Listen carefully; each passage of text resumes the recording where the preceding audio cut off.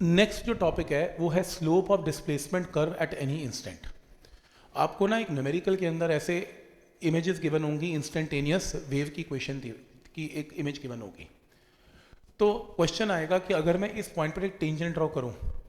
तो टेंजेंट मुझे क्या देगा, इसकी स्लोप मुझे क्या मिलेगी। स्लोप होगी क्या, d y by d x, क्योंकि अगर ये वाई एक्सिस है ये एक्स एक्सिस है तो d y by d x slope की वैल्यू होगी। पर ये इसका मतलब क्या है, किसी भी वेव में किसी भी पॉइंट पर स्लोप निकालना, इससे क्या पता लगता है ये एक बार हमें देखना है।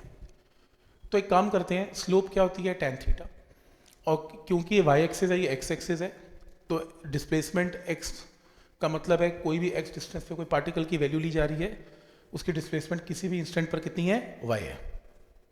तो वाई डिस्प्लेसमेंट है एक्स पार्टिकल की।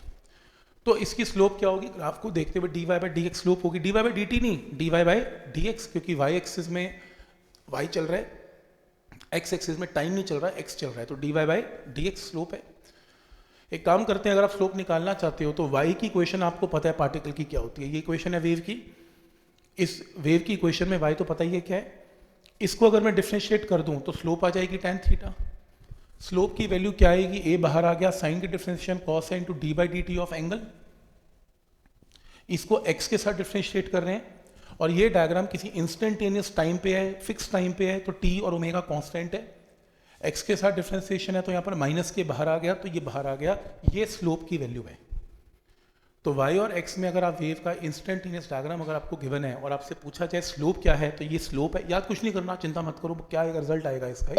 तो ये स्लोप की वैल्यू आएगी इसमें। नेक्स्ट है इसमें, अब अगर मैं पार्टिकल की वेलोसिटी की बात करूं, d y by d x की बात ना करूं, d y by d t की बात करूं, क्योंकि d y by d x wave की स्लोप है किसी भी इंस्टेंट पर, और d y by d t slope नहीं है, d y by d t particle की वेलोसिटी है किसी भी इंस्टेंट पर। तो अगर मैं इसे डिफ्रेंशिएट करूं, अभी करके भी दिखाया था, साइन की डिफ्रेंसिएशन कॉस है into D by d T of omega T minus के एक्स से ओमेगा, अब टाइम के साथ डिफ्रेंसिएशन है, ये सब कॉन्स्टेंट है, तो ओमेगा बाहर आ गया, तो ये टर्म आ गई। अब मैंने क्या निकाल लिया, मैंने इसके अंदर d y by d x निकाल लिया, मैंने d y by d t भी निकाल लिया। D y by d x wave की स्लोप है, d y by d t wave की पार्टिकल की वेलोसिटी है, और अगर मैं दोनों को डिवाइड कर लूँ, d y by d x को d y by d t से डिवाइड कर लूँ, तो देखो यहाँ से कॉस वाली टर्म कट गई, मेरे पास क्या बच गया, माइनस के बाई ओमेगा, और क्रॉस मल्टीप्लाई करके d y by d x क्या होगा, ये पूरी टर्म राइट पे जाएगी, तो क्या बनेगा, माइनस के by omega into d y by d t. तो k क्या होता है, omega by v, k by omega क्या होता है, 1 बाई वी, क्रॉस मल्टीप्लाई करके k बाई ओमेगा की जगह क्या पुट करेंगे, 1 बाई वी। तो ये आपके पास एक रिजल्ट आ गया जिसमें slope of displacement curve is always equal to minus 1 by v, v का मतलब वेव की वेलोसिटी, पार्टिकल की नहीं, वेव की वेलोसिटी है 1 बाई वी, और इनटू पार्टिकल की वेलोसिटी। तो आपको क्या देगा, वो एक स्नैपशॉट दे देगा ऑब्जेक्टिव के अंदर। उस स्नैपशॉट में वो ये बोलेगा कि पार्टिकल की वेलोसिटी बताओ कितनी है डायग्राम देख के,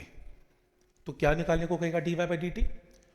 और कहाँ तुम्हें ये डायग्राम देगा, इस डायग्राम में तुम d y by d x की डायमेंशन सारी देगा, वाई की भी एक्स की भी पूरी स्केल बना के देगा।